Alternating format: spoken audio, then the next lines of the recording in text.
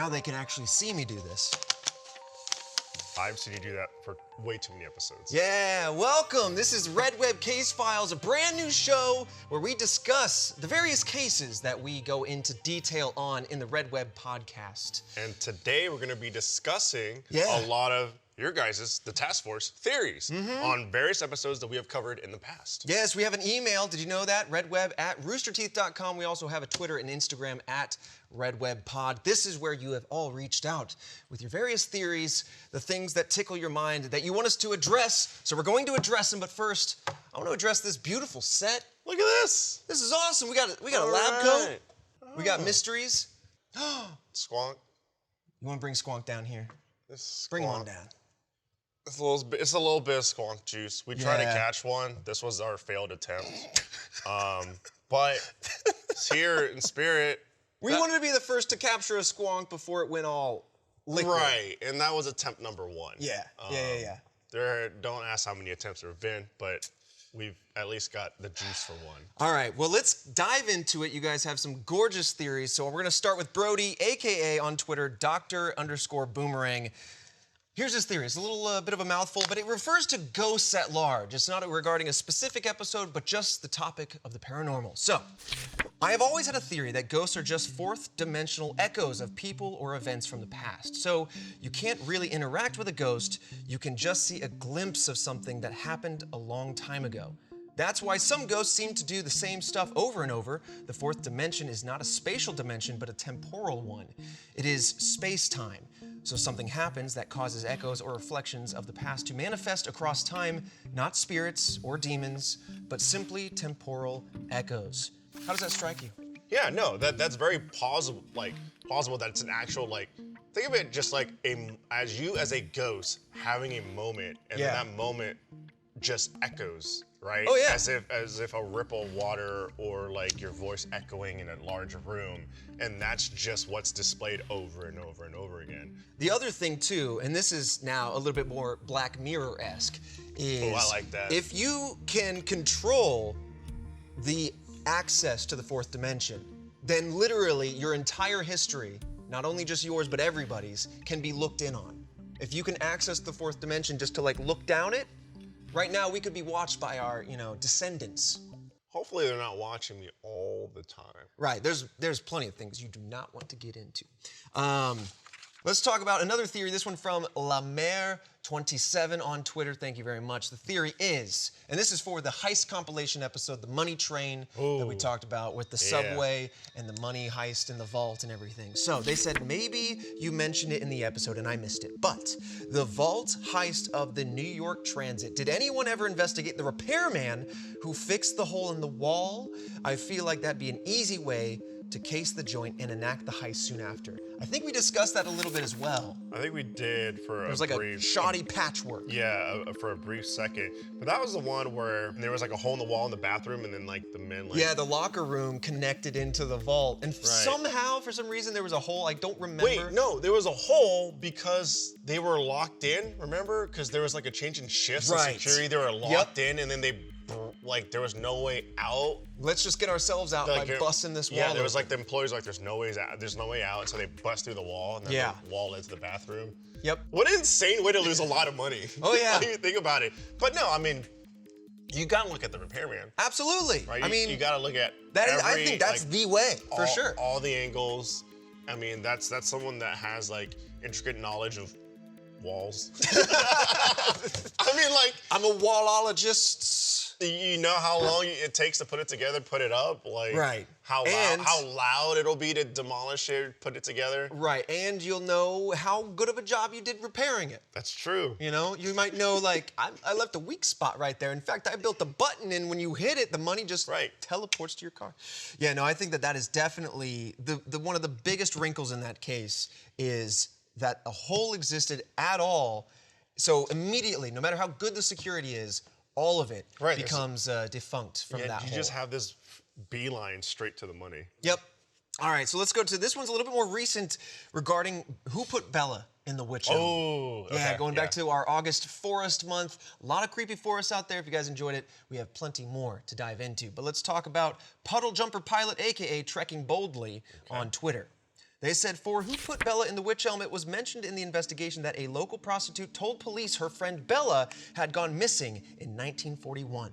This wasn't mentioned in the episode, but I think it's a really important thing to discuss. Nobody would want to come forward that they know this woman because she's a prostitute. It also makes sense that the police wouldn't follow up on it because prostitutes often fall through the cracks, and I can only imagine that this would be especially true in the 1940s. Yeah, I mean, that's kind of like an underground world dealings type of thing, right? Like behind closed doors, type of business, and so there wouldn't be a lot of records or paper trails. It's something that you don't want to have. But I mean, I can completely see that. I mean, that's a fantastic theory and thought because of the fact that, like, yeah, I mean, it totally could have been, right? Yep. And unfortunately, in that line of work, you're dealing with strangers. And you're also dealing with a lot of, like, morally and ethically complex opinions, especially in the 1940s. You're being intimate and completely open and trusting with strangers. And like that makes for an easy target. There's a lot of anonymity happening, but also with the judgments and opinions of the time, because, you know, even if somebody does know something, they might not be inclined to say something, for they will then share that judgment, whether it be from family, friends, coworker, whatever. No one's gonna go running, raising their hand up, going like, hey, I know that person. I know him. Yeah. We had a night the other night. Every Tuesday. Every Tuesday we have magic happening. Come in with a bag of quarters and come back. A bag of quarters? Bag of quarters. You're a millionaire in the 40s. Yeah. But that's another thing I want to discuss too, is the fact that, you know, we cover a new case every week. And sometimes we're going to miss the details. So that's why we want this show. Every now and then we're going to do Q&As or fan theories and stuff. So that way, if you guys know stuff that we don't hit, you can remind us and we can discuss it. So thank you very much for the added information. I think it does add a lot more color to that particular mystery. And let us know where you sit in the office, because we're going to demolish that, make a little room, make it a little bigger. I think you deserve it. Right. We need to make it a little bit bigger and then reshrink it and then make it an office. Let's move on to a Mothman-centric, or should I say owl-centric theory. Please. Ooh, feed me, I'm hungry. Please don't feed this man. Don't do it. Those owl theories. We do have an episode coming, by the way. Owls versus catfish. So let us know in the comments right now that those zooms are so dramatic, Christian. Let us know, owls or catfish, which is more terrifying and why, because we're gonna have a debate on this show in a future episode. Look, it's Red Web Civil War, okay? You gotta pick a side. That's exactly it. You can't sit in the middle. You can't say this doesn't affect me, okay? You go, you walk outside, you're in a plane, owls. You think you're safe in the water? You can't fish. Boom. Pick a side. Pick a side. You walk this green earth, you are impacted. Let's talk about it though. Liam, AKA @Liam Shortland, they said Mothman was the next step in owl evolution, and the event was a cover-up to distract people so they could remove Mothman. Owl evolution. I think this is a very important topic to be talking about because science, it's out there. The evidence, the evidence is solid. That's tangible, real. My arms can't display how far you're trying to reach with this one. There's evolution of owls? Are you kidding me?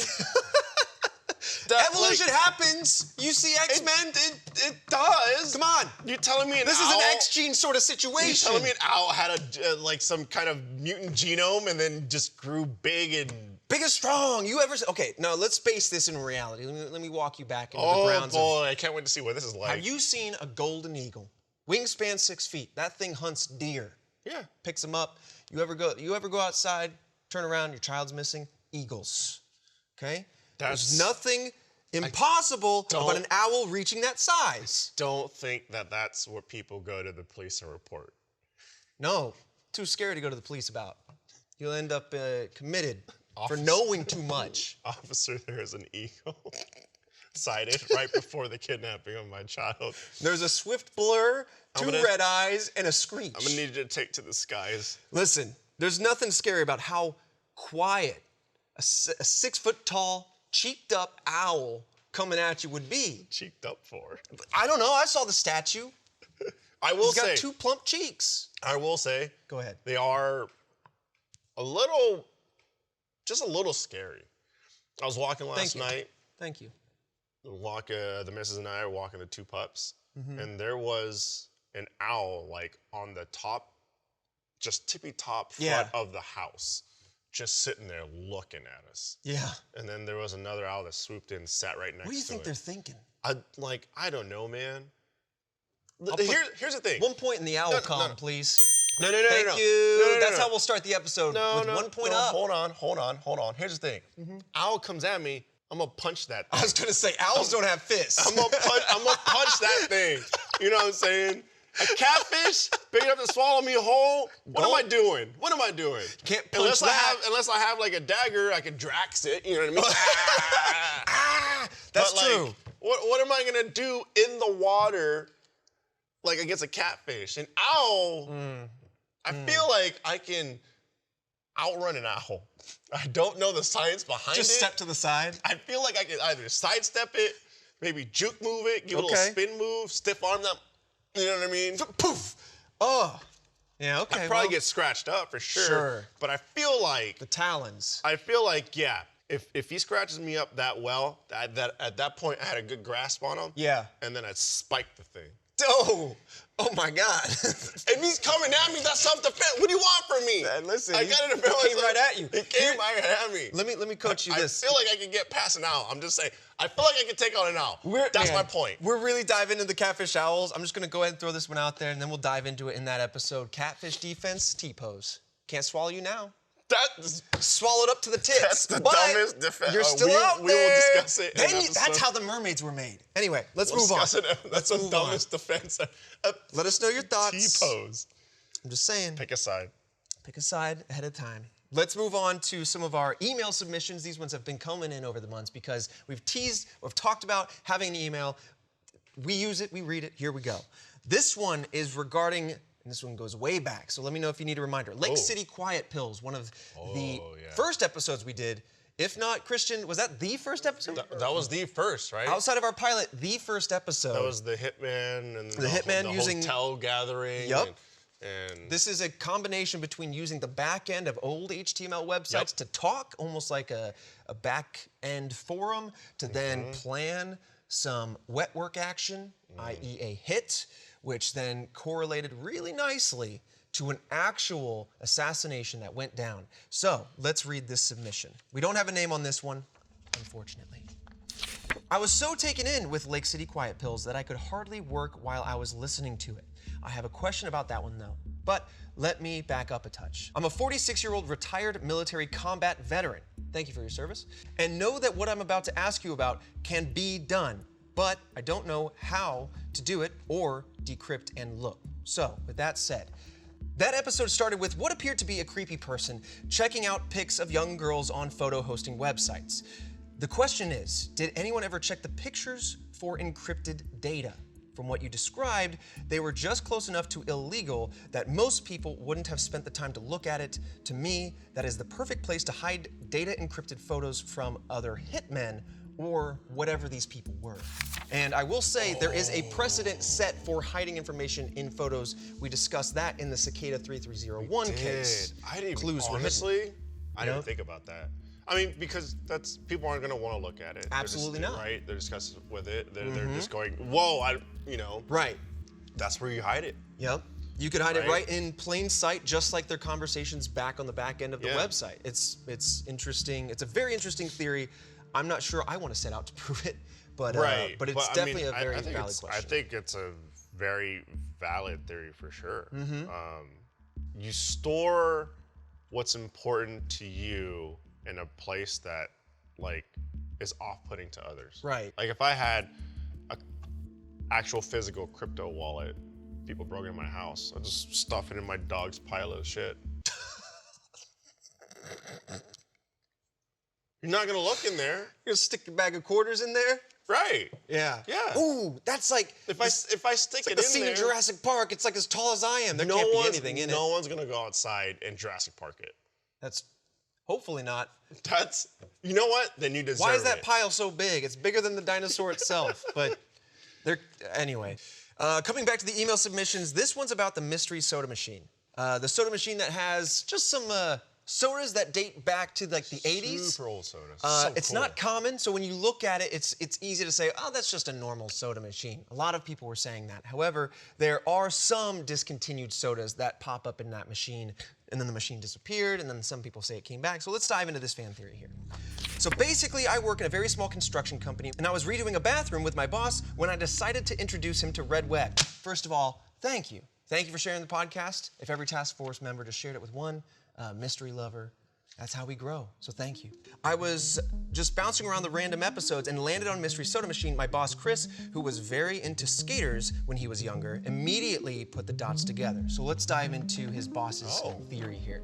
There was a rather famous skater named Heath Kirchart who, when he retired from skating, did a whole bunch of random stuff just for shits and giggles. One of which, according to his friends, was running a mystery vending machine. He also admitted to legitimately running some vending machines around California just for fun. He also traveled to Seattle pretty regularly. California's West Coast. Yeah, not too far away, and he goes to the area. So he says this, my boss knew about this because he had recently watched an episode of a show called Epically Latered on Amazon Prime that featured Kirchart. We excitedly pulled up the episode to get the timestamp of his friends talking about him running the mystery vending machine. It's season 1, episode 2 at 22 minutes and 50 seconds. While it's a short clip and not 100% confirmed by this, I would put my money on it being him. Amazing dots to put together. Can I say already? This is our pilot episode. This is our first episode. Already, I'm loving it. We're blowing the case. I'm loving it. Wide open. I mean, to be honest though, we talk a lot about you know what? Task Force, we're gonna blow this wide open. Yeah. Task Force members are actively that's the thing. Through either their want and thirst for knowledge and investigation, or just natural happenstance. This is so intriguing. Yes. There's so much weight to it. And even then, thank you for the timestamps. That's amazing. So we're gonna have to look into that Task Force closer. members can watch it as well. I mean, this is something you chase down. Oh yeah. 100%. And this was handed to us from the Task Force. No, this is a beautiful example of the Task Force hive mind coming together, because whether it be anecdotal or experiential or just hard evidence, that by using the various Task Force minds and experiences out there, we can put together little pieces that the world might not be aware of. For example, your boss doing something similar, being in the skating world, and then knowing a skater that also does this is fascinating. For all that to connect together, it's so awesome. I love that. And I also love the visual that was given to me, just they're working on stuff and all of a sudden it's and randomly popped on this episode and randomly also showed their boss. It's awesome. And then I'm excited just thinking of the excitement they had piecing all that together. But wait a minute, hold on. And then just imagine sharing something with someone that you are very invested in, and then instantly just getting that pop of just oh my goodness, this, but then this and then that, and oh man, that's great. Well, that's so awesome. Yes, I just want to say this is the exact moment, the reason why I wanted to do this show, because I love listening to this kind of thing, and now I love talking about it, and it's those moments that are so magical when you could just go, hold on, I have a theory that connects all these things that I know specifically about, and then you have those little aha moments that just, it puts you in a special footing where you feel more in tune with the mystery than anybody else, and you feel like you might actually have an answer to something. And I think, whether it be Kirchart, your boss Chris, or somewhere in between, I think that's a fantastic theory. It's a great I'm subscribing to it, just one. like you should subscribe to this YouTube channel. We appreciate that. Yeah. Task Force Taco Tuesdays are back. Casual Fridays still on hold, but we'll see. Because I wore Crocs too many times with socks. He ruined it for you, not me. All right, next theory comes from the emails as well, from BHicks98 on the RT app. Thank you for using the app and supporting us that way. This is about the Servant Girl Annihilator, which happened here in Austin. It's also why we have the moon towers, if you've ever seen those light towers around. Oh, yeah. All right, so this is what they have to say. Hey guys, was listening to the Servant Girl Annihilator episode and thought I would take some time to look into the unknown Froyo place for Trevor. From the best I can tell. Oh my God, I forgot about I this. still can't figure out what this froyo place is. Froyo place that does not exist, that this man is convinced exists. It's vivid in my mind, and it's a chain. I've been there. It's vivid. There was a table to the left, and it was like it was an ice spot. The ice cream. It was an ice spot in the table. Sunday. It was like, can you find 5 golden stickers across all this stuff? And it was like one of those epoxy tables where all the little tchotchkes and toys are in it. This is a mystery in itself. But yeah, Trevor just kept going on about this froyo place that he vividly remembers, and it kept going there. And it's real. Couldn't find it, and just had no proof of its existence whatsoever. But hey, maybe a task force member is coming in clutch right now. Maybe they are. All right, so they took the time to look into this unknown froyo place, and they said, from the best I can tell, it's Jim's Water Ice, which is temporarily closed or whatever, or maybe another location that would be an Amy's Ice Cream. I think that's a little bit more applicable. It's not froyo, it's not water ice. We're close. Both are on 6th Street. I'm a huge fan of you guys, and I've rewatched all Red Webs probably dozens and dozens of times and made accounts on almost all podcast platforms just so I could leave 5-star reviews and stuff. Thank you. That is going above and beyond. Seriously. Thank you. Whether you're leaving reviews, going above and beyond like that, or even just trying to share it with a friend, family member. I mean, look at this. This is because you guys keep coming out and supporting, whether it be the show or merch, or you want to rock that baby hands plush, etc. Like, this is happening because of you guys. So when we talk about like support us so we get to do more, bam, tangible. You can't get much more tangible than this. Tangible evidence to the claims. But seriously, thank you so much. Thanks for those 5-star reviews. And hey, the YouTube equivalent, it's that thing. It's down below. Click it. Bing. Just little thumbs here. I wish we could have baby thumbs up. Like, if we could customize, YouTube needs to allow that, where they customize what the upvote thing is. So we can just have it be a tiny little thumb. Little tiny thumbs. All right, let's move on. Thank you again, BHicks98, supporting us in all the different ways you can. It means a lot. It just doesn't exist. It exists. I had delicious froyo there, and it was good to my stomach. See the pause there? Here's the thing. The wall was covered with broken porcelain, like someone shattered plates on the ground and then stuck them up. Oh, my God. Nicholas is smiling. Shane, this is you know Austin. Come on, you know this froyo place near the convention center? It's like really eclectic, a lot of colorful stuff No one's in there. giving me a name. Yeah. See, there's a thumbs up. That's all I need. Well, we'll talk about it offline. We'll offline this one. And I'll take you there. I'll get you some beautiful ice cream. Can't take me to a place that doesn't exist. Well, it just doesn't make any figure it out. sense. The task force will have its own froyo headquarters. But with that said, we have many more fan theories to discuss. We're going to revisit this kind of format again in the future. But again, Case Files, brand new show here from Red Web. We're going to do a lot of hands-on stuff, not just fan theories. No. We have other ideas. We talked about owls versus catfish. Yep. You want to get hands-on with ghost hunting tech and Bigfoot stuff. I'm trying to look. I want to know what Bigfoot would smell like. Well, we could definitely get into what he smelt like. All right, like I want to start. I want to start aging stuff and throwing some like raunchy liquids on it. Really get our noses in there. Oh, okay. Look.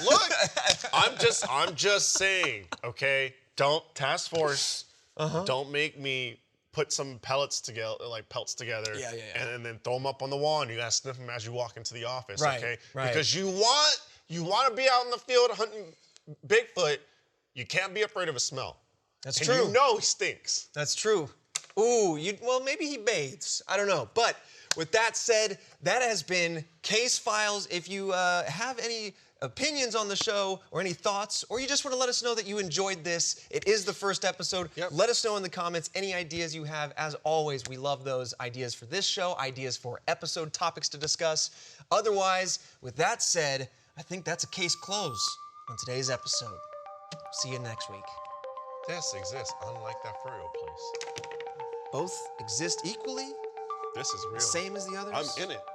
I can't walk into the furrow place. You can absolutely walk in. You can also click right here to subscribe. There's some episodes happening right here. Right there? Yeah. Click right over there if you want it. Just as real as the froyo place. Yeah.